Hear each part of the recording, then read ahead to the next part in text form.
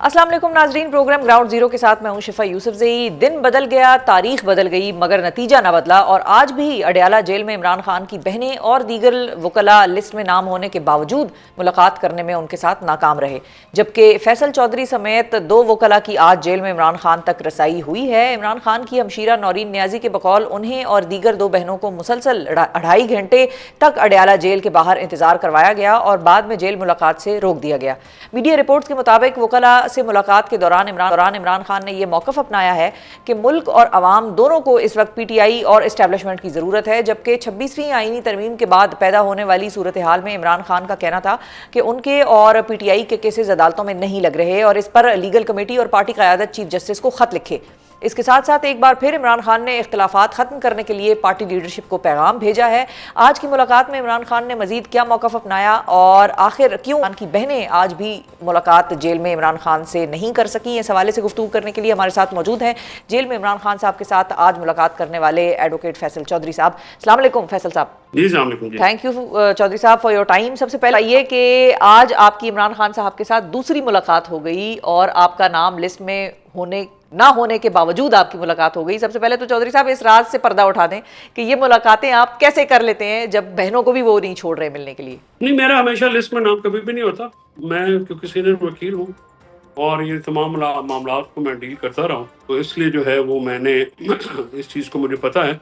बहनों से जो मुलाकात नहीं होनी पा रही, देखिए वो तो शिफा इंतहाई ज़्यादती की बात है। और इमरान खान साहब से मैंने जाते ही सबसे पहले उनको मैंने ब्रीफ किया कि मैंने कहा आपके वकुला को भी नहीं आने दिया जा रहा और आपका जनरल सेक्रेटरी भी वहाँ पे पिकेट पे है और नईम पंजोथा जो है वो भी बाहर नहीं है। तो बल्कि मैंने तो उनको कहा था जेल वालों को कि मैं बाहर चला जाता हूँ, आप नईम को अंदर भेज दें। फिर वहाँ पे उन्होंने कहा कि आपने मिलना तो मिलने, वरना हम फारिग कर देंगे। फिर इमरान खान साहब ने पिछली दफ़ा ये कहा था कि जिनको इजाज़त हो वो मिल कर ज़रूर आए। तो मैं था, मेरे साथ 3 वकील और थे। अफजाल पहाड़ थे जो लाहौर से हैं, शहबाज शरीफ के मुकाबले में इलेक्शन लड़े हुए, वो आज वहाँ पे पहुँचे थे। और अडयाला जेल के जो बाहर वो लिस्ट में से 2 ही बंदे पहुंचे थे। एक फैसल मलिक, वो मेरे साथ अंदर गए थे, नईम को उन्होंने नहीं जाने दिया और बाकी अफजाल पहाड़ और मैं।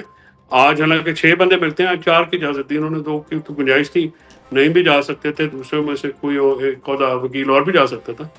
तो बस ये इंतजामिया की ज़्यादती होती है, ये ज़्यादती करते रहते हैं। अच्छा, लेकिन आपने खुद ही नाम ले दिया। सलमान अकबर राजा साहब तो सेक्रेटरी जनरल भी हैं उनकी जमात के और वो भी सीनियर वकील हैं, उनको क्यों नहीं जाने देते? उनके साथ मुलाकात में आपको क्या इशू नजर आ रहा है? आपकी असेसमेंट क्या है? क्या, एक तो वो पहुंचते भी नहीं है ना, वो पिकेट पे डायरेक्ट चले जाते हैं। पिकेट पे तो वो आपको अरेस्ट कर लेंगे। तो थोड़ा सा बंदा ये भी होता है ना कि अडयाला के बाहर भी पहुंचना देखिए एफर्ट होती है ना, एक मिशन वो भी है।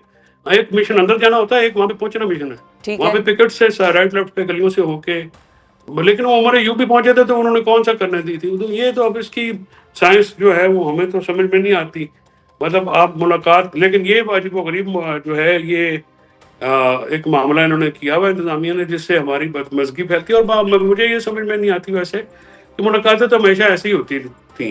बाज़ अगर मैं भी बड़ी दफ़ा बाहर खड़ा रहा हूँ, बाज़ अगर गौहर खड़े रहते हैं, अली ज़फ़र को नहीं जाने देते, इसी तरह बहुत सारे और वकील हैं उनको नहीं जाने देते। और सियासी रुफ़का को तो सिर्फ एक तो मैं अंदर लेके गया, तो उसके बाद उस पर बिल्कुल पाबंदी लगाएंगी। तो जो इमरान खान साहब ने कहा है कि जो लीगल कमेटी है और जो सीनियर वकील हैं जो पार्लियामेंट में मौजूद हैं वो बैठे हैं, प्रेस कॉन्फ्रेंस भी करें और चीफ जस्टिस को लेटर लिखें। अच्छा, अब फैसल साहब एक बात तो बताएं कि इतलात ये भी थी कि आपको इमरान खान साहब ने अपनी लीगल मुआवनत से रोक दिया था और आपको रिप्रेजेंट करने से मना कर दिया था। तो अब जब आप उनसे जाकर मिलते हैं तो उनका रिस्पांस क्या होता है जब वो आपको देखते हैं कि आप मिलने आए हैं? और वार्म होता है आपके लिए या आपको कैसा लगता है उनका रिस्पॉन्स? अगर इमरान खान साहब का रिस्पॉन्स या होता है या नहीं होता, तो अगर वो नहीं मिलना चाहते तो किसी से मिलेंगे। आप इमरान खान को जानती हैं, उनकी पर्सनैलिटी को। तो अगर वो मुझे नहीं मिलना चाहेंगे तो मैं बसादा एहतराम नहीं जाऊँगा, क्योंकि मुझे तो देखिए मेरा तो इंस्ट्रक्शन जो है इमरान खान साहब डायरेक्ट देते हैं ना तो कोई लीगल कमेटी का हेड देता है, ना मैं उनसे लेता हूँ, ना कोई ख़ानदान का, क्योंकि मेरा तो डायरेक्ट इमरान खान साहब के साथ ही ताल्लुक़ है, उन्हीं का मैं वकील हूँ। और अगर वो कहेंगे तो वो मेरा और इमरान खान साहब का रिश्ता छोटी छोटी बातों पे नहीं है। ठीक है, तो आपने वैसे उनसे पूछा, इस चीज़ को क्लैरिफाई करने की कोशिश की है आपने? कैसे निकालना? ठीक है, आपने वैसे उनसे ये बात क्लैरिफाई करने की कोशिश की है कि ये आपने कहाँ से खबर उड़ा दी या क्यों लोग आकर बाहर ये बात कर रहे हैं कि भाई मैं आपके केसेस में रिप्रेजेंटेटिव? वो जब मुझसे मिल रहे हैं तो क्लैरिफाई हो गया ना। मिल तो वो जिनसे फैसल साहब वो बहनों से नहीं मिल पा रहे जिनसे वो मिलना चाहते हैं। سوال ادھر اٹھ رہے ہیں کہ نہیں، بات یہ ہے کہ بہنوں کا معاملہ تو میں نے آپ کو کہا ہے کہ وہ ٹارگٹ ہوئی نہیں ہے بیچاری، وہ تو ذاتی ہے، وہ تو ظلم ہے، اور وکیلوں اور فیملی کی ملاقات اللہ سے زیادہ ہوتی ہے نا. ٹھیک ہے. اب بشرا بی بی کی فیملی کی ملاقات تو ہوتی ہے نا ان کی، وہ تو چلی جاتے ہیں. تو اب یہ جو ہے معاملہ اب یہ ٹارگٹ کر کے جو ہے یہ ذاتی کی بات ہے. علیمہ بی بی کی ملاقات میں کون سی ایسی بات ہے جو وہ باہر لے آئیں گی کہ جی جو پہلے نہیں آتی یا ہم نہیں کرتے؟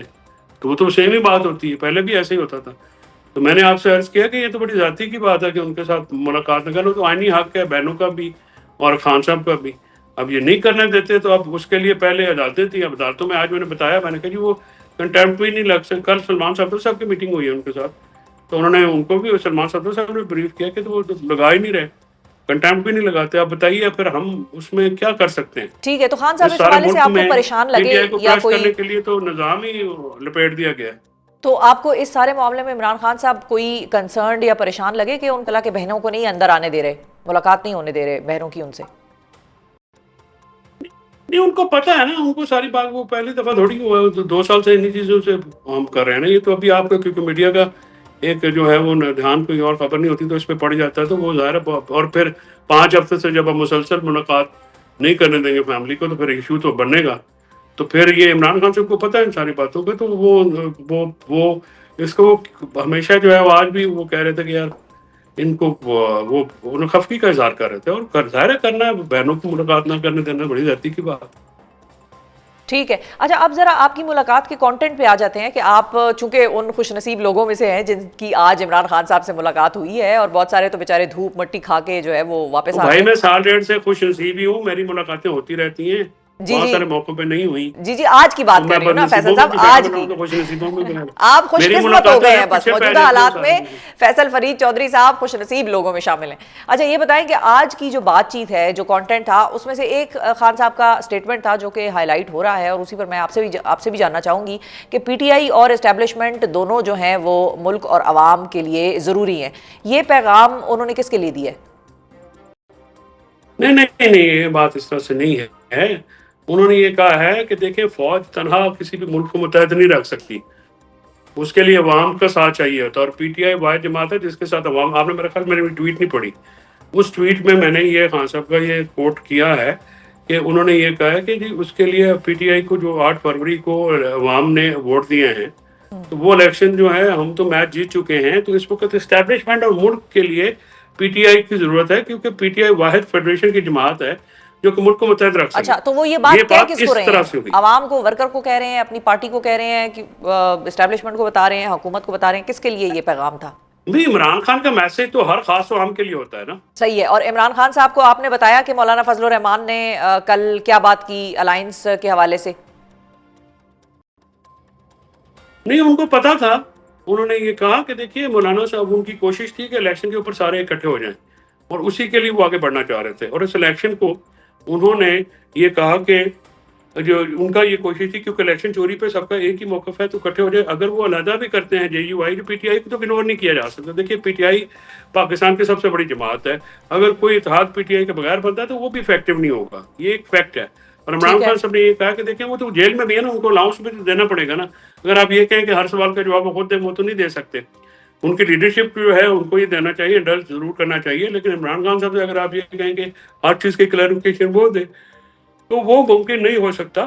تو اس کے اوپر انہوں نے کہا کہ اگر وہ علیحدہ بھی کریں گے تو پھر ہم بعد میں مل جائیں گے کسی ٹھیک ہے. طور، کیونکہ ہمارا موقف ایک ہے. ٹھیک ہے. موقف ایک چیز پہ ایک نہیں ہے نا فیصل صاحب، یہی تو میں آپ سے پوچھ رہی ہوں کہ کیا آپ نے ان کو یہ چیز بتائی کہ فضل الرحمان صاحب نے یا جے یو آئی نے جو تحفظات پی ٹی آئی کے حوالے سے بتائے ہیں وہ اوپنلی پبلک میں انہوں نے یہ بتائے ہیں، یا پی ٹی آئی کو بھی آئی ایم شیور بتائے ہوں گے کہ پی ٹی آئی کے جو بیک ڈور رابطے ہیں اسٹیبلشمنٹ کے ساتھ وہ ان کو قابل قبول نہیں ہیں، اور یہی ان کے تحفظات تھے، اور ٹاپ آف دا لسٹ تھا جو تحفظات انہوں نے پی ٹی آئی کو بھیجے تھے کہ ہم ان تحفظات کو آپ ایڈریس کریں تو ہم آپ کے ساتھ شامل ہو سکیں گے.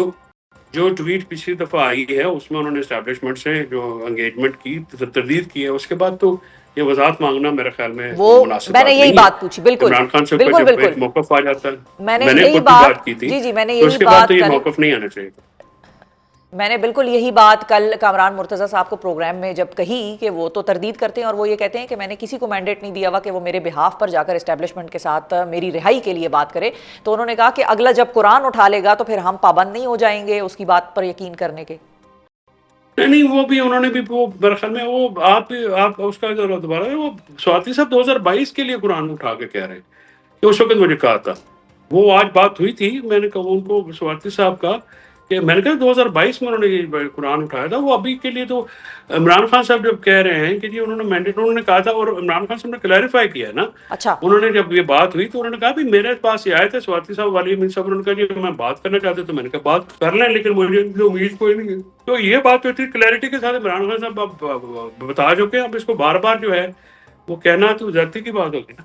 نہیں, ہم تو صرف سمجھنے کی کوشش کر رہے ہیں کہ اب اسٹیبلشمنٹ کے ساتھ عمران خان صاحب نے گرین سگنل دے دیا ان کو, کیونکہ وہ یہ کہتے ہیں کہ میں سابق صدر عارف علوی صاحب کے واپس آنے کا انتظار کر رہا ہوں, اور اس کے بعد پھر میں اسٹیبلشمنٹ کے ساتھ باقاعدہ طور پہ انگیج کروں گا عمران خان کی رہائی اور آئین اور قانون کی بالادستی کے حوالے سے. تو آپ کی بات سے تو اگر یہ میں لگ رہا جا ہے کے کہ میں آپ کو یہ کہوں کہ میں فلاں کے ساتھ بات کر سکتا ہوں یا کروں, تو آپ کہیں جا کے کر لیں, مجھے امید تو کوئی نہیں ہے. تو اب اس میں مجھے بتائیے کہ اپروول والی بات کہاں سے آ گئی. ٹھیک ہے, آپ رائٹ آف کر رہے ہیں. ایک بات اگر میں خود ہی اپنی سروسز دے رہا ہوں کہ جی میں کر لوں گا, تو آپ جا کے کریں.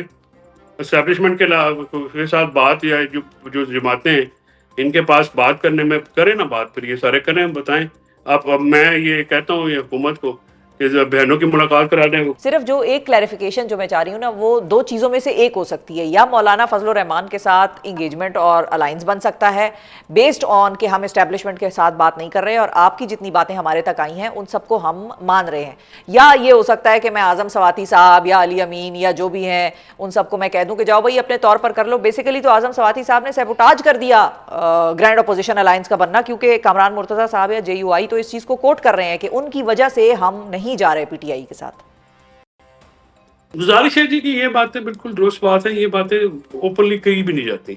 اگر ایسا معاملہ ہوا بھی ہوتا ہے نا, تو یہ معاملات تو بالکل پردہ باتیں چلتی رہتی ہیں. شفا, وی آل نو دیٹ جی پاکستان کی پالیٹکس کیا ہے, کیا سارا سلسلہ ہے, کون اس میں فیصلے کرتا ہے, کوئی روٹی کو کوئی بچہ تو ہے نہیں.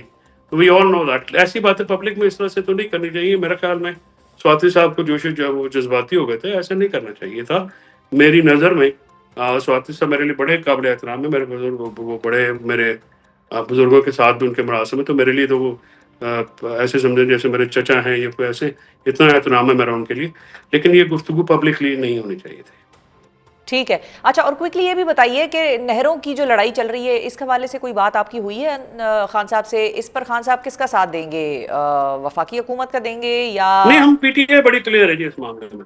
جی وہ پی کیا ٹی ہے؟ آئی بالکل کلیئر ہے, وہ عوام کے ساتھ ہے, اور سندھی عوام کا جو مطالبہ ہے, جو بات ہے, ہم اس پہ بالکل ساتھ میں ہیں. ٹھیک ہے, یعنی کہ پیپلز پارٹی کا والا موقف ہے کہ ہم بھی عوام کے لیے یہ نہریں نہیں بننے دیں گے, اس پروجیکٹ کو شیلف نہیں, کرنا پیپلز ہوگا پارٹی نون لیگ کو. کا موقف پی ٹی آئی والا, P T I Peoples Party کا تو موقف بھی پتہ نہیں کبھی دن کو کیا کہتے ہیں, رات کو کیا کہتے ہیں, اندر کچھ باہر کچھ. سر کچھ تو باتیں آپ لوگوں کی بھی دن کو کچھ ہوتی ہیں, رات کو کچھ ہوتی ہیں, ایسے نہ کریں. اچھا, لیکن فائنلی مجھے یہ بتائیں کہ مائنز اینڈ منرلز ایکٹ پہ خان صاحب سے آپ کی بات ہوئی ہے, اس پہ خان صاحب کی کیا انسٹرکشنز ہیں پارٹی کو؟ علی امین صاحب کے حوالے سے بلایا ہے ان کو, بل منگوایا ہے, پڑھیں گے؟ نہیں, وہ ابھی تک اس میں تو جی علی امین صاحب جب تک جی نہیں وہ ابھی تک تو بریفنگ جب تک سینئر قیادت کے پی کی نہیں دے گی تو وہ آگے نہیں جائے گا. اور ویسے بھی علی امین صاحب سے میری بات ہوئی تھی, انہوں نے کہا وہ ہم نے اسٹینڈ اسٹل کر دیا, جب تک عمران خان صاحب نوٹ نہیں دیں گے آگے نہیں جائے گا. بالکل ٹھیک ہے جی, بہت شکریہ ادا کریں گے. فیصل فرید چودھری صاحب ناظرین ہمارے ساتھ موجود تھے, اور آپ کا موقف آپ نے سنا, بہنوں کی ملاقات ہو یا سلمان اکرم راجہ صاحب اور دیگر وکلاء کی ملاقات ہو, اس کے حوالے سے بھی, اور ساتھ ہی انہوں نے اعظم سواتی صاحب کا جو بھی موقف ہے یا جو بھی معاملہ ہے اس کو رائٹ آف کیا, اور انہوں نے کہا ہے کہ ہماری خان صاحب نے کہا ہے کہ ان کو کوئی امید نہیں ہے اسٹیبلشمنٹ سے, لیکن اگر کوئی بات کرنا چاہے اپنے طور پر کرنا چاہے تو وہ بالکل کرے. سو بسم اللہ. اب اسی وجہ سے جے یو آئی نے پی ٹی آئی کو جوائن نہیں کیا. اب دیکھتے ہیں کہ اس پر پی ٹی آئی کس طرح سے ریئیکٹ کرے گی اور کس طرح سے اس معاملے کو سالو کرے گی, کیونکہ بہرحال اس چیز کو پی ٹی آئی کی ایک ناکامی گردانا جائے گا آنے والے وقتوں میں. نئی نہروں کا تنازع اس وقت وفاق اور سندھ کے درمیان شدت اختیار کیے ہوئے ہے, اور ایک طرف نون لیگ کی جانب سے پیپلز پارٹی کو انگیج کرنے کی کوششیں ہو رہی ہیں, تو دوسری جانب دونوں جماعتوں کے قائدین سخت بیانات بھی دے رہے ہیں. پیپلز پارٹی نے اس ایشو پر اب ایک سخت پوزیشن لے لی ہے, اور آج ہی وزیر اعلیٰ سندھ مراد علی شاہ صاحب کا یہ بیان سامنے آ گیا ہے کہ وہ یہ گارنٹی دینے کو تیار ہیں کہ سندھ حکومت اور پیپلز پارٹی عوام کی طاقت سے کسی صورت نہروں کا منصوبہ نہیں بننے دے گی، اور پیپلز پارٹی اس بات پر ناخوش ہے کہ اب تک اس منصوبے کو ختم کیوں نہیں کیا گیا۔ اس کے ساتھ ساتھ نہروں کے معاملے میں خیبر پختونخوا حکومت بھی کود پڑی ہے اور وہ چشمہ رائٹ بینک کنال منصوبے کے لیے متحرک ہو گئی ہے۔ خیبر پختونخوا حکومت کو یہ اعتراض ہے کہ سندھ اسمبلی سے نئی نہروں کے خلاف منظور ہونے والی قرارداد میں چشمہ رائٹ بینک کنال کا ذکر کیوں ہے، جبکہ یہ خالصتاً خیبر پختونخوا حکومت کا منصوبہ ہے۔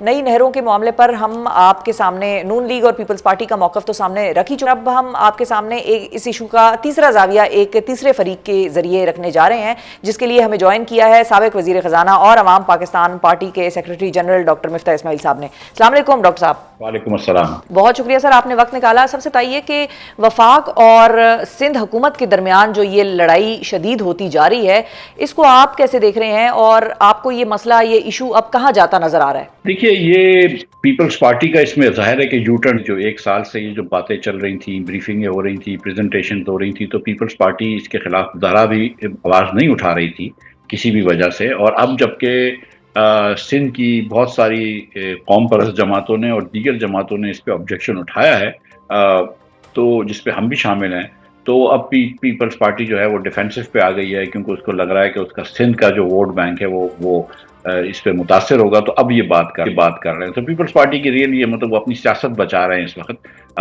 کوئی اس پہ کوئی مثبت ان کا کردار نہیں رہا ہے۔ پاکستان میں ظاہر ہے کہ آبادی بڑھ رہی ہے، تو آپ کو زیادہ زمین جو ہے وہ زیر اس پہ لانی ہے، ایگریکلچر کے اندر لے کے آنی ہے، لیکن کس طریقے سے پانی اس پہ جائے گا، کس طریقے سے اس کے اندر پانی کدھر سے لے کے جائے گا، کس کے حصے سے لے کے جائے گا، اس پہ بات باقی رہ گئی ہے۔ ٹھیک ہے، اور جی اچھا، اور میں ڈاکٹر صاحب یہ کہا کہ پیپلز پارٹی نے یو ٹرن لے لیا ہے، تو کیا آپ کی انڈرسٹینڈنگ میں یا آپ کی نالج میں کوئی ایسی چیز تھی کہ پیپلز پارٹی اس پہ آن بورڈ تھی جب یہ ایشو ریز ہوا تھا پچھلے سال؟ کیونکہ پیپلز پارٹی کا آج کا موقف تو اس کے بالکل برعکس ہے، وہ تو کہتے ہیں کہ ہم ہمیشہ سے حکومت کو اس کے مخالف ہی بات چیت کر رہے تھے اور ہم ڈائریکٹلی احتجاج کی طرف یا زیادہ سخت سٹانس نہیں لینا چاہ رہے تھے، ہم پہلے بات چیت کر کے چیزوں کو احسن طریقے سے حل کرنے کی کوشش کر رہے تھے۔ لیکن ہمیں تو کوئی ایسا بیان نظر نہیں آیا کہ جس میں انہوں نے کوئی سیریس آبجیکشن اٹھایا، اور ظاہر ہے کہ جب آپ حکومت میں بیٹھے ہیں، قومی اسمبلی میں آپ کی ڈپٹی اسپیکرشپ ہے اور اتنی ممبرشپ ہے، جب قومی اسمبلی میں حکومت ہی پیپلز پارٹی کی سپورٹ پہ کھڑی ہے، جب سینٹ کے اندر چیئرمین آپ کے ہیں، جب صدر پاکستان آپ کے ہیں، جب کورٹس میں اب تو سندھ کی تو ہائی کورٹیں بھی ان کی مرضی پہ چلتی ہیں اب، تو یہ کہنا کہ ہم ایسا طریقے سے سالو کر رہے تھے، یہ بات جو ہے وہ مناسب نہیں ہے۔ جو حقیقت ہے وہ یہی ہے کہ پیپلز پارٹی اس کو ایک زمانے میں اس پہ کوئی آبجیکشن نہیں اٹھایا، اور جب ان کی پوزیشن وہاں پہ سندھ میں ویک ہوئی ہے تب جا کے انہوں نے بات کی ہے۔ اور مسلم لیگ نے تو وہی ہمیشہ کی طرح یک طرفہ فیصلہ کیا ہے اور کام کر لیا ہے، بغیر کسی سے کنسلٹ کرے ہوئے، بغیر کسی سے پوچھے ہوئے۔ اور ہم اب بھی یہ سمجھتے ہیں کہ آپ آپس میں پہلے بات کریں۔ دیکھیں، سچی بات یہ ہے کہ شفا صاحبہ کہ یہ ایک تو ٹرسٹ کا فقدان ہے، مس ٹرسٹ کی وجہ سے ہو رہا ہے۔ دوسرا، ہم بات کر سکتے ہیں کہ ٹیلی میٹری کا سسٹم لگ جائے، ایک دوسرے صوبے کے لوگ ایک دوسرے کی کنالز کے اوپر تھوڑی سی نگرانی کر سکتے ہوں، اور اگر اس طرح کر سکتے ہیں تو ہم یہ بات ہو سکتی ہے۔ لیکن ایک یک طرفہ فیصلہ جب مسلم لیگ کرتی ہے، تو ہم نے پچھلی مرتبہ بھی دیکھ لیا کہ اس سے پہلے بھی کنالیں جو ہیں وہ فلڈ کے نام سے بنائی گئی تھیں، لیکن پھر اس کے بعد ان کو ریگولر اس میں سپلائی دی ہے۔ اور اس بار بھی لوگوں کا اندیشہ یہی ہے کہ جو ڈاؤن سٹریم ہوں گے یہ کنال سے، چولستان کے کنال کے، جس میں جنوبی پنجاب بھی شامل ہے اور سندھ بھی شامل ہے، ان کا پانی کاٹ دیا جائے گا۔ صحیح ہے، تو لیکن ڈاکٹر صاحب اب مسئلہ یہ بن گیا ہے کہ نون لیگ اور وفاق نہروں کے معاملے پر پیپلز پارٹی کو انگیج کرنے کی بات کر رہی ہیں، جبکہ پیپلز پارٹی اس حوالے سے اب ایک انتہائی سخت پوزیشن لے چکی ہے، اور اس منصوبے کو بیسیکلی وہ یہ کہتے ہیں کہ اس کو شیلف کر دیا جائے، اب اس کے اوپر بات چیت کرنا بھی قابل قبول نہیں ہے۔ تو آپ کے نزدیک اب نون لیگ کو ہی جھکنا پڑے گا یا پیپلز پارٹی پیچھے ہٹے گی؟ یہ تو اب ہارنز لاک ہو گئے ہیں ایسا لگ رہا ہے۔ دیکھیں، یہ تو اب یہ سیاسی باتیں کر رہے ہیں نا۔ پیپلز پارٹی کو اگر ایسا طریقے سے کرنا تھا تو ایسا طریقے سے پہلے کر لیتے۔ اب انہوں نے سندھ کے اندر جو ہے وہ پوری پاکستان کی ٹرکنگ انڈسٹری رکوائی ہوئی ہے، اور پورے ٹرکس 30-35 ہزار ٹرکس وہاں پہ جمع ہیں، وہ اس کو آگے نہیں کرنے دے رہے۔ پولیس بھی ظاہر ہے کہ وہ نہیں ہٹا رہی ہے، جو روڈ بلاکس لگائے ہوئے ہیں قوم پرستوں نے۔ تو یہ تو اب بہت ساری آگے نکل گئی ہے سیاست کی بات، لیکن اس سے سبق یہ سیکھنا چاہیے کہ اگر پہلے کوئی طریقہ کار کر لیتے، بات چیت کر لیتے اور سب کا بائی ان لے لیتے، اور پیپلز پارٹی کا صرف بائی ان کافی ہے۔ پیپلز پارٹی بہرحال جو ہے وہ بہت زیادہ بی ٹیم ہو گئی ہے پاور سرکلز کی، تو تھوڑا سا اور دیگر پارٹیوں کا بھی بائی ان لے لیتے تو وہ بہتر ہوتا. وہ انہوں نے کسی کا بائی ان نہیں لیا، یونیلیٹرل فیصلہ کیا، اور فیڈریشن میں اس قسم کے یونیلیٹرل فیصلے نہیں ہونے چاہیے. ہم اب بھی سمجھتے ہیں کہ کچھ عرصے تک اگر اس پہ کام روک دیں، اور جو مراد علی شاہ صاحب کہہ رہے ہیں کہ رک گئے، تو اس پہ اب آپ سی سی آئی کی میٹنگ بلا لیں اور اس کے اوپر بات کر لیں. وہ بھی خیر نہیں بلائی جا رہی نا، وہ بھی تو پھنسی ہوئی ہے درمیان میں. آپ کو ویسے فائنلی لگتا کیا ہے اس کے بعد؟ پھر میں اگلے ایشو کی طرف چلتی ہوں آپ کے ساتھ، کہ یہ اس ایشو کو نون لیگ کی حکومت روک دے گی یا they'll go ahead with it؟ میرا نہیں خیال ہے کہ نون لیگ کی حکومت اتنی کارآمد ہے یا اتنی پاورفل ہے جتنی آپ ان کو کریڈٹ دے رہے ہیں. نون لیگ کی حکومت جو ہے وہ بس ٹھیک ہے، مطلب خانہ پوری کر سکتی ہے، لیکن دیکھتے ہیں کہ یہ نتیجہ کہاں نکلتا ہے. لیکن میں اب بھی یہ سمجھتا ہوں کہ یہ بات چیت کر کچھ میوچل ٹرسٹ پیدا کر کچھ طریقے سے سالو ہو سکتا ہے، جس میں سندھ کی ساری ریزرویشنز جو ہے نا آپ کو سالو کرنی چاہیے. کیونکہ سندھ یہ کہہ رہا ہے کہ 1991 کے اکارڈ کے تحت جو پانی اس کو ملنا تھا وہ آج تک نہیں ملا ہے. پنجاب کا یہ موقف ہے کہ وہ اتنا بلڈ ہی نہیں ہوئے ہیں اس ریزروائرز کے، جو ریزروائرز کے تحت ہم آپ کو یہ پانی دے سکتے ہیں. اور یہ بھی بات لوگوں کو نہیں پتا کہ پانی کا مسئلہ جو اصل میں ہو رہا ہے یہ کنال سے، وہ مسئلہ سارے سال کا مسئلہ نہیں ہے. پانی تو ہمارے پاس ہوتا ہے، لیکن جس سیزن میں ہم کو پانی چاہیے ہوتا ہے اس سیزن میں نہیں ملتا ہے. تو بہت سارے ایشوز ہیں، لیکن آئی تھنک اس کا ایک ہولسٹک سولوشن نکالنا چاہیے. ہم بہت زیادہ مس مینج کرتے ہیں اپنے پانی کو، اور یہ ایموشن سے زیادہ جو ہے وہ عقل سے بالکل پریکٹیکلٹی. اچھا مفتیٰ صاحب، آپ کو لگتا ہے کہ نئی نہروں کے معاملے پر میاں نواز شریف صاحب کی جو مداخلت ہے وہ کام کر جائے گی اور معاملات خوش اسلوبی سے حل ہو جائیں گے؟ کیونکہ ہی ہیڈ ٹو انٹروین. وزیر اعظم شہباز شریف اس فرنٹ پر ایک طرح سے ناکام ہی نظر آئے، تو پھر نواز شریف صاحب had to intervene. Muslim League میں کچھ لوگ جو ہیں وہ بالکل سیاسی ورکران ہیں. سعد رفیق ان کے اندر ایک صف اول کے آدمی ہیں. رانا ثنا یہ سیاست سمجھتے ہیں، اور سب پیپلز پارٹی والے بھی بولتے تھے کہ اگر ان جیسے لوگوں کو آپ شروع سے انوالو کرتے تو شاید وہ ادھر نہیں لے کر آتے. مسلم لیگ والوں کو پیپلز پارٹی کی سیاست کو بھی سمجھنا چاہیے. اگر وہ اپنی سیاست سمجھتے ہیں تو دوسروں کی سیاست اور دوسروں کی پرائورٹی سمجھنی چاہیے. اگر نواز شریف صاحب جو ہے وہ سیاستدان ہے، ایک منجھے ہوئے سیاستدان ہیں، تو وہ شاید سمجھتے ہیں مور سو دین دیگر جو کچھ ٹیکنوکریٹک لیڈرز ہوتے ہیں پی ٹی مسلم لیگ میں. ٹھیک ہے. اچھا، اب ذرا حکومت کی معاشی کارکردگی پر بھی بات کرتے ہیں مفتیٰ صاحب، کہ حکومت رواں سال کے پہلے 9 ماہ کے دوران IMF پروگرام سمیت دیگر 2 طرفہ پروگرامز کو ملا کر اب تک $6.5 ارب جو ہے وہ اکٹھے کر سکی ہے، جبکہ ابھی تک سعودی عرب حکومت کے ساتھ $1.2 ارب کی آئل فیسلٹی کا بھی آغاز نہیں ہو پایا. فورن فرنٹ پر حکومت ناکام ہو گئی ہے، یا ابھی تک آپ کو لگ رہا ہے کہ ٹائم کم ہے، مزید ٹائم دینا چاہیے ان کو؟ صرف $6.5 ارب کی ہی بندوبست کیوں ہو پایا؟ کوئی اور مسائل ہے؟ کتنے افسوس کی بات ہے کہ ہم حکومت کو میجر بھی اس پہ کر رہے ہیں کہ وہ کتنا قرض لے سکی اب تک، اور کتنا مزید قرض لے لے گی.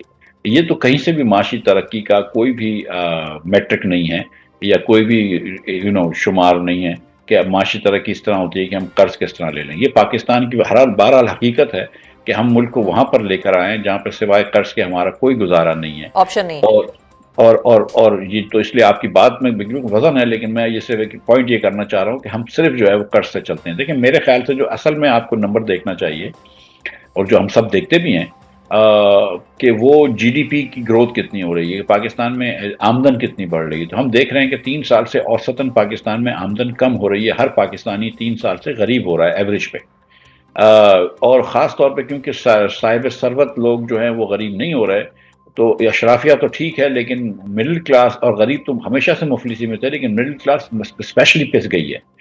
اسی لیے حکومت کا کوئی نیریٹو نہیں بکتا ہے. جتنی باتیں کر لیں کہ افراط زر کم ہو گیا اور یہ کم ہو گیا وہ کم ہو گیا، لیکن نیریٹو اس لیے نہیں بکتا کہ when the rubber hits the road، جب آپ دکان پہ جاتے ہیں تو چیزیں خریدنا بہت مشکل ہو جاتی ہیں، اور جب آپ کو پے چیک ملتا ہے اور اس سے ٹیکس کٹ جاتا ہے، بجلی کا بل کٹ جاتا ہے، گیس کا بل کا، آپ کے پاس پیسے ہی نہیں رہتے. سو یہ جو حکومت کی پالیسیوں نے پاکستان کو، اور حکومت کی نااہلی نے اور نہ کام کرنے کی جو پالیسیز ہیں، اس نے جو 3 سال سے پاکستانیوں کو جو مشکل میں ڈالا ہوا ہے، اس کا فائنلی بہت زیادہ ٹول آ گیا ہے لوگوں کے اوپر. بہت ایک شدید غم و غصہ بھی ہے اور پریشانی ہے لوگوں کی کہ یار یہ کیا کر رہے ہیں، کہاں لے کر آ گئے ہمیں.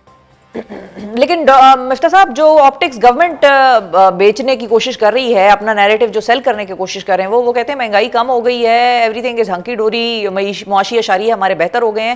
تو وہ آپ کو مطلب کیا کریٹڈ آپٹکس پھر لگتے ہیں، یا آپ کو لگتا ہے یہ برے اور اچھے کی درمیان کی کوئی کیفیت ہے؟ افراط زر کم ہوا ہے، مہنگائی کم نہیں ہوئی، جو چیزوں کی قیمت مہنگی تھی وہ مزید بڑھ رہی ہے، لیکن بہت کم رفتار سے بڑھ رہی ہے، یہ بات درست ہے حکومت کی، اس پہ ٹھیک ہے. میں کوئی وہ نہیں کرتا ہوں، لیکن یہ کہنا کہ مہنگائی کم ہوئی ہے یہ تو غلط ہے. لیکن میں آپ سے یہ گزارش یہ کر رہا ہوں کہ اگر کوئی چیز اگر کوئی چیز 100 روپے سے اگر 105 روپے ہوئی ہے صرف، یا 108 روپے ہوئی ہے، اور پچھلے سال وہ 60 روپے کی تھی، تو 60 سے 100 ہو گئی اور 100 سے 105 ہو گئی، لیکن جو آمدن تھی لوگوں کی، وہ تو جو 40,000 روپے کما رہا تھا اس کو اب 40,000 کی بھی نوکری پوری نہیں ملتی، تو اس کی تو کسی ٹھیک کی ہے. تنخواہ تو نہیں بڑھی ہے. ٹیکس بڑھ گیا، بجلی کا بل بڑھ گیا، گیس کا بل بڑھ گیا، تو جب بجلی کا بل بھر دے گا، گیس کا بل بھر دے گا، تو اس کے پاس پیسے ہی کہاں رہتے ہیں کہ وہ تیل خرید لے یا صابن خرید لے بیچارہ. صحیح ہے. اچھا، اور چونکہ آپ نے بات کی کہ ہم بڑی بدقسمتی ہے کہ ہم اس چیز کو گورنمنٹ کی کامیابی یا ناکامی کا ایک انڈیکیٹر سمجھتے ہیں کہ بھئی اس نے کتنا قرضہ لے لیا، تو گورنمنٹ دے کہاں رہی ہے اس کے حوالے سے بھی تھوڑی سی بات کر لیتے ہیں. ریسنٹلی کسان پیکج بہت بڑا انہوں نے لانچ کیا ہے، پنجاب حکومت نے 15 ارب مالیت کے کسان پیکج کا جو اعلان کیا ہے، وہ آپ کے نزدیک کافی ہے؟ دینا چاہیے تھا؟ بنتا تھا کسانوں کے لیے یا نہیں بنتا تھا؟ یا کوئی اور طریقہ کار ہونا چاہیے کسانوں کو فیسیلیٹیٹ کرنے کا؟ گندم کی قیمتیں گر رہی ہیں، اس پہ آپ کا کیا ہے ٹیک؟ آج کے دن پنجاب میں کسان جو ہے وہ 50 سے 55 روپے کے درمیان، یعنی کہ 2,000 روپے سے 2,100 روپے کے درمیان اپنا گندم بیچ رہا ہے فارم گیٹ سے. حکومت کی آج سے 4 سال پہلے جو بائنگ تھی نا وہ 2,200 روپے کی تھی، تو وہ اس سے 4 سال کے اندر جو بھی مہنگائی ہوئی ہے، جو بھی قیمتیں بڑھی ہیں، 1,900 روپے سے کھاد کی قیمت 4,500 روپے ہو گئی، ڈی اے پی کی قیمت 12,000 روپے ہو گئی. بالکل. اور بجلی آج کسانوں کی ڈیمانڈ ہے کہ 3800 روپے ہونی چاہیے. تو آپ اس 3800 روپے والا جو مانگ رہا ہے اس کو آپ 2,200 روپے دے رہی ہیں، میں 2,100 روپے دے رہی ہیں، 2,100 یا 2,000، تو اس کسان کا تو پورا نہیں ہو رہا. یہ جو پنجاب نے 15 ارب روپے کی اسکیم دی ہے بینک لونز کے سامنے، سبسیڈائز لونز، یہ ان انویسٹرز کو فائدہ ہو رہا ہے جو آج خرید رہے ہیں غریب کسان سے گندم، اور اپنے پاس اسٹور کر رہے ہیں کہ جب 4 مہینے بعد آپ کو یہ 80 روپے کا بیچیں گے، تو ان کو جو انٹرسٹ لگ رہا ہوگا وہ پنجاب گورنمنٹ انٹرسٹ بھر دے گی ان کا، تو ان کو وہ بھی پروفٹ ہو جائے گا. اس سے کسی کسان کا فائدہ مجھے نظر نہیں آیا. یہ اسکیم جو بنائی ہے حکومت نے، یہ پنجاب حکومت نے، یہ انویسٹرز کے لیے بنائی ہے. انویسٹرز کے لیے بہت اچھا ہے. کسان جو ہے وہ 55 روپے 50 روپے سے زیادہ اس کو نہیں مل رہا گندم کا. ٹھیک ہے. اچھا، اور ڈاکٹر صاحب فائنلی یہ بھی بتائیے کہ آئی ایم شور آپ نے مولانا صاحب کے بیانات بھی سن لیے ہوں گے، وہ تو نہیں آ رہے کسی گرینڈ اپوزیشن الائنس میں، آپ لوگوں کا کیا پلان ہے؟ بی ہم نے ایک بات کی تھی ایک منیمم پروگرام پہ، کہ ایک منیمم پروگرام طے کر لیں. اس پہ ایک ہم کو جس میں جو مصطفیٰ نواز کھوکر صاحب کی سربراہی میں ایک کمیٹی بنی تھی، اس پہ شاید ایک ہم کو پی ٹی آئی کے دوستوں نے کچھ لکھ کے بھیجے تھے، ایک پروگرام ان کے حساب سے، اس پہ ہم نے کچھ ایڈٹ کر کے بھیج دیے. جی ڈی اے کے دوستوں نے بھی کچھ بھیجے تھے. اس کے بعد ایک بات یہ ہوئی تھی کہ پہلے ذرا سا پی ٹی آئی اور جے یو آئی آپس میں جو تھے وہ اپنے معاملات طے کر لیں. ہم تو ایک بہت چھوٹی پارٹی ہیں اور پی ٹی آئی بہت بڑی پارٹی ہے، اور جے یو آئی کے بھی کچھ انفلوئنس ہے، تو وہ پہلے آپس میں معاملات طے کر لیں. غالباً وہ جو آپ بتا رہی ہیں کہ وہ تو نہیں ہوا، طے نہیں ہوئے، لیکن سیاست میں کوئی بھی حرف آخر تو نہیں ہے. میرے خیال سے محمود خان اچکزئی صاحب ہوئے یا شاہد خاقان عباسی ہوئے یا دیگر پی ٹی آئی کے کچھ لیڈر ہیں، جس میں اسد قیصر صاحب تو بہت ہی سمجھدار آدمی ہیں، کہ یہ بیٹھ کر ایک مرتبہ پھر اگر ٹرائی کر لیں مولانا صاحب سے، تو اگر مولانا صاحب آ جاتے ہیں، ان کی ریزرویشنز مولانا صاحب کی ایک دم جینوئن ہیں. ایک دو مرتبہ پی ٹی آئی کے دوست جو ہیں وہ مولانا صاحب سے کچھ بات کر کے اس سے ہٹ گئے ہیں. تو یہ اگر کوئی طریقہ کار نکلے تو ٹھیک ہے. مولانا کے بغیر میں سمجھتا ہوں کہ اتحاد جو ہے وہ بہت زیادہ کارآمد نہیں ہوگا. ٹھیک ہے جی، بہت شکریہ ادا کریں گے ڈاکٹر مفتاح اسماعیل صاحب کو. ناظرین، آپ نے سنا پیپلز پارٹی کو یہ تھا کہ پیپلز پارٹی پہلے ہی اس چیز پر اپنا کلیئر موقف دے دی. پیپلز پارٹی نے یو ٹرن لیا ڈاکٹر مفتاح اسماعیل کے مطابق، اور ساتھ ہی ساتھ انہوں نے شہباز شریف صاحب وزیر اعظم پاکستان کو بیوروکریٹک سیاستدان یا بیوروکریٹک لیڈر بھی نام لیے بغیر کہا ہے. اور ساتھ ہی انہوں نے آخر میں یہ بھی واضح کر دیا کہ مولانا صاحب کے بغیر کوئی بھی گرینڈ اپوزیشن الائنس یا کوئی بھی الائنس کوئی بہت زیادہ کارآمد نہیں ہوگا. اب دیکھتے ہیں کہ یہ سچویشن کہاں پر جاتی ہے. پروگرام میں ذکر خواتین کے حقوق کے حوالے سے آنے والے ایک اہم عدالتی فیصلے کا. لاہور ہائی کورٹ نے اپنے تازہ ترین فیصلے میں یہ قرار دیا ہے کہ محض خلا لینے کی بنیاد پر خاتون کو حق مہر کی رقم سے محروم نہیں کیا جا سکتا، اور اگر خاوند کا رویہ خاتون کو خلا لینے پر مجبور کر دے تو وہ حق مہر لینے کی مکمل حقدار ہے. جسٹس راحیل کامران شیخ نے شہری آصف محمود کی درخواست پر فیصلہ سناتے ہوئے قرار دیا ہے کہ حق مہر کی رقم کو خاتون کے لیے ایک سیکیورٹی تصور کیا جاتا ہے، اور خاوند کے خراب رویے کے باعث خلا لینے کی صورت میں وہ حق مہر کی رقم اپنے اپنے پاس رکھ سکتی ہے۔ عدالتی فیصلے کے مطابق طلاق دینا بنیادی طور پر شوہر کا حق ہوتا ہے اور طلاق کا حق استعمال کرنے کی صورت میں شوہر حق مہر کی رقم اور دیے گئے دیگر تحائف کی واپسی کا تقاضا کرنے کے حق سے محروم ہو جاتا ہے۔ اپنے فیصلے میں عدالت نے سورہ نساء کا بھی حوالہ دیتے ہوئے قرار دیا ہے کہ بیوی کو دیے گئے مال اور تحائف شوہر کو واپس مانگنے سے روکا گیا ہے۔ اس عدالتی فیصلے کی قانونی تشریح کے لیے ہمارے ساتھ موجود ہیں ماہر قانون ہیں میاں عبدالغفار ایڈوکیٹ صاحب، اور انہوں نے اس کیس پر کام بھی بڑا کیا ہے۔ السلام علیکم جی۔ جی وعلیکم السلام۔ تھینک یو جی۔ سب سے پہلے تو آپ کو بڑا زبردست فیصلہ آپ نے کروا لیا عدالت سے، لاہور ہائی کورٹ سے۔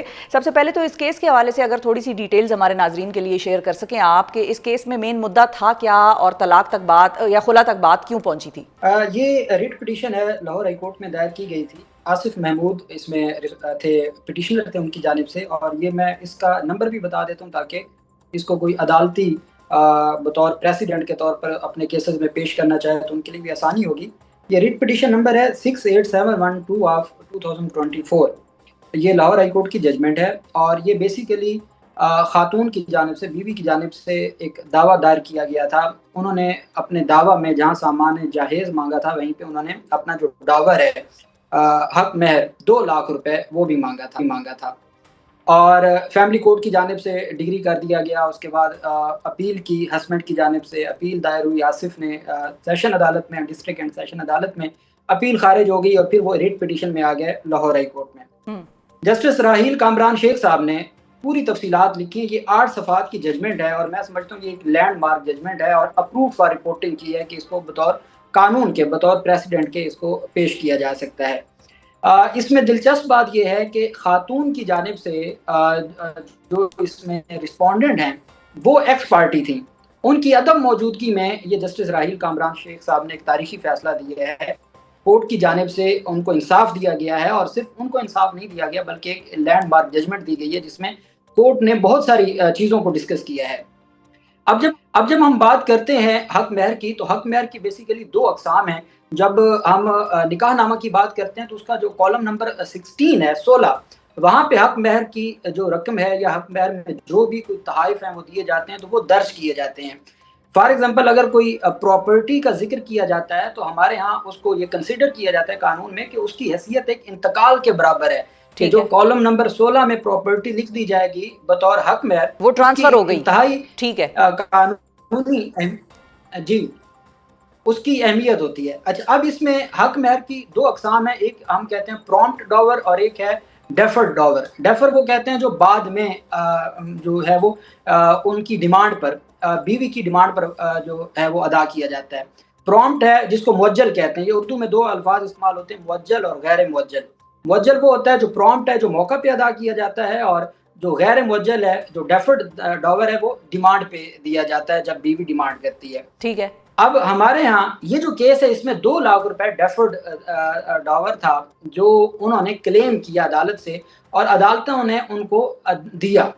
اب دلچسپ بات یہ ہے کہ جب عدالت 2 لاکھ روپے ان کو حق مہر دیا تو ہمارا جو سیکشن 10 ہے، سب سیکشن 5 فیملی ایکٹ کا، اس کو ڈسکس بھی کیا ہے اس ججمنٹ میں۔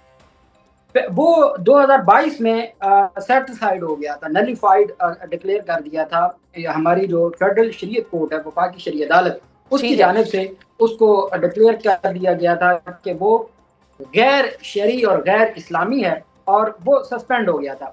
اب اس میں یہ تھا کہ اگر طلاق کی 2 طرح سے سپریشن ہو سکتی ہے، ایک تو طلاق ہے، طلاق کا اختیار ہے خامند کے پاس، ٹھیک ہے، اور خامند کو یہ رائٹ ہے کہ وہ اگر یہ سمجھتا ہے کہ یہ جو ہمارا کانٹریکٹ آف میرج ہے یہ آگے نہیں مزید بڑھ سکتا تو وہ کیا کرتا ہے، وہ طلاق دیتا ہے۔ اور اس میں پھر جو جعفریہ فقہ ہے اور پھر جو حنفیہ فقہ ہے اس میں 2 الگ الگ ویو پائے جاتے ہیں، لیکن ان کے پاس یہ اختیار ہے کہ اگر وہ سمجھتے ہیں کہ ہم اپنا یہ جو کانٹریکٹ آف میرج ہے اس کو ہم مزید آگے نہیں کنٹینیو کر سکتے تو وہ سپریشن کے لیے طلاق دیتے ہیں، جس کے بارے میں قرآن پاک کی آیات کریمہ کا بھی ذکر کیا جسٹس راحیل کامران شیخ صاحب نے۔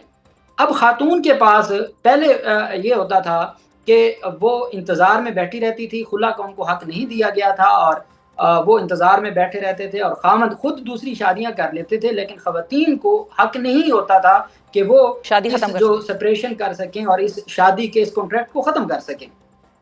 پھر جب ہمارا جو فیملی لا آیا اور فیملی ایکٹ میں سیکشن 10 سب سیکشن 5 کو جو ہے وہ انکلوڈ کیا گیا تو پھر ٹھیک ہے، دونوں کو حق مل گیا.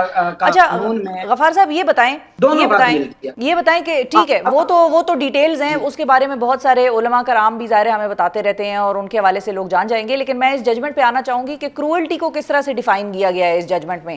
اگر تھپڑ ہے یا مکے گھوسے ہیں یا کیا ہے، تشدد کو کیا زبان دی گئی ہے، مطلب اس کی ڈیفینیشن کیا ہے، یا ویگ رکھا گیا ہے کیونکہ کوئی بھی کرائم ہو اس کو جتنا اچھا ڈیفائن کیا جائے گا سزا دینی اتنی آسان ہو جاتی ہے یا اس کے حوالے سے فیصلہ کرنا اتنا آسان ہو جاتا ہے؟ اچھا یہ نا اس میں ایک چیز میں آپ کو بتا دوں کہ یہ جو اب لاہور ہائی کورٹ کی ججمنٹ ہے یہ ڈیپینڈ کر رہی ہے فیڈرل شریعت کورٹ کا 2024 کا ایک فیصلہ آیا اس کے اوپر. انہوں نے یہ پہلے ڈکلیئر کیا ہے کہ اگر خاتون کے ساتھ خاتون ان حالات میں خلا لیتی ہے کہ جب اس کے ساتھ بہتر انداز میں، وہ میں آگے اس کا بتاتا ہوں، اس کو بھی ڈسکس کیا گیا. یہ PID 2024 فیڈرل شریعت کورٹ پیج 9 ہے. یہ ججمنٹ وہ ہے جس کے اوپر ریلائے کیا ہے جسٹس راحیل کامران شیخ صاحب نے، جس میں عدالت نے واضح طور پر یہ کہہ دیا کہ اگر خاتون دو طرح کا خلا وہ عدالت میں دائر کرتی ہے. ایک تو یہ ہے کہ وہ ناپسند کرتی ہے، اگر تو صرف بات ہے ناپسندیدگی کی کہ وہ ان کو پسند نہیں کرتی اور وہ ان کے ساتھ جو کانٹریکٹ آف میرج ہے وہ اس کو آگے نہیں بڑھانا چاہتی، وہ کورٹ میں جاتی ہے جی کہ میرا رائٹ ہے، میں ان سے سپریشن چاہتی ہوں، کورٹ ان کو خلا کی ڈگری دے دیتا ہے. اب وفاقی شرعی عدالت نے بھی اور لاہور ہائی کورٹ نے بھی یہ کہا ہے کہ اگر وہ یہ الزام عائد کرتی ہے کہ میں کوئی ناپسندیدگی کی وجہ سے نہیں بلکہ وہ میرے اوپر تشدد کرتا ہے، تشدد سے مراد وہ فزیکل ٹارچر بھی ہو سکتا ہے، وہ مینٹل ٹارچر بھی ہو سکتا ہے. اچھا، اور وہ اس میں جو میرے خیال میں تو جو لاہور ہائی کورٹ کی ججمنٹ سے جو میں نے اخذ کیا ہے کہ وہ اگر صرف زبانی بھی اس کو ٹارچر کر رہا ہے، اس کو اس کے حقوق ڈس ریسپیکٹ کر رہا ہے، بدتمیزی یا ڈس ریسپیکٹ کر رہا ہے، تذلیل کر رہا ہے، تو ایسی صورت میں بھی جب خاتون اس کو عدالت میں یہ گراؤنڈ لے گی کہ مجھے ڈس ریسپیکٹ کیا جا رہا ہے یا مجھے ٹارچر تو بھی خلا گرانٹ ہو جائے گی. ٹھیک ہے. اچھا کوئکلی یہ بتائیے کہ ایویڈنس کیسے پروڈیوس ہوتی ہے؟ ایویڈنس اور دوسری اہم چیز یہ ہے کہ حق مہر بھی ملے گا، ٹھیک ہے، سرنڈر نہیں کرنا پڑے گا. ہاں حق مہر بھی ملے گا خاتون کو. اب ایویڈنس اس کی کیسے پروڈیوس ہوگی، کیسے اس کا اعتبار دلائے گی وہ، یا کس طرح سے ججز جو ہیں وہ مانگتے ہیں ایویڈنس، یا وہ ایڈمیسیبل آف کورٹ کیا ہے اس معاملے میں؟ آج کل جیسے ہماری جو اگر تو CCTV کیمرے ہیں آج کل عدالتوں میں پیش کیے جاتے ہیں، اس کی ریکارڈنگ پیش کی جاتی ہے کہ اس نے کوئی تشدد کیا ہے یا اس نے ہاتھ اٹھایا ہے اس طرح کا. دوسرا بعض اوقات اب خواتین کے پاس چونکہ اویئرنیس آ گئی ہے، وہ اپنے موبائل فون پر بھی جب وہ گالم گلوچ کر رہے ہوتے ہیں تو موبائل فون کے اوپر بھی وہ ویڈیوز بنا لیتے ہیں. تیسری جو ایویڈنس ہے وہ اورل ایویڈنس وہ عدالتوں میں پیش کرتی ہیں. اپنے جو باقی کوئی فیملی ممبر ہیں، کوئی والدہ ہے وہ کہتی ہے کہ میرے سامنے اس نے یہ کیا، بھائی کہتا ہے کہ میرے سامنے یہ کیا، تو کورٹ میں ایویڈنس پیش کی جاتی ہے، گواہان پیش کیے جاتے ہیں. ڈاکومنٹری ایویڈنس ہو، وہ ڈیجیٹل کو ایویڈنس ہو، یا وہ اورل ایویڈنس ہو جو گواہان پیش ہو. بالکل صحیح ہے جی. بہت شکریہ ادا کریں گے میاں عبدالغفار صاحب. ناظرین ہمارے ساتھ موجود تھے، لاہور ہائی کورٹ کے ایک لینڈ مارک ججمنٹ کے حوالے سے ہمیں آگاہ کر رہے تھے. اور یہ ہر خاتون کا یا مرد کا حق ہے کہ اگر وہ اپنی شادی میں کسی بھی طریقے سے ناخوش ہے، تشدد برداشت کر رہے ہیں، مینٹل ٹارچر برداشت کر رہے ہیں، وہ الگ ہو سکتے ہیں، سپریشن ہو سکتی ہے، اس کو اسلام بھی اس چیز کی اجازت دیتا ہے. بس ایک دوسرے کی عزت کیجئے، یہ ایک عزت احترام کا رشتہ ہے. سو آخر میں اینڈنگ نوٹس میرے اس پروگرام کے آج کے یہی ہیں. اپنا بہت خیال رکھیے، ہمیں اور پاکستان کو دعاؤں میں یاد رکھیے. اللہ حافظ.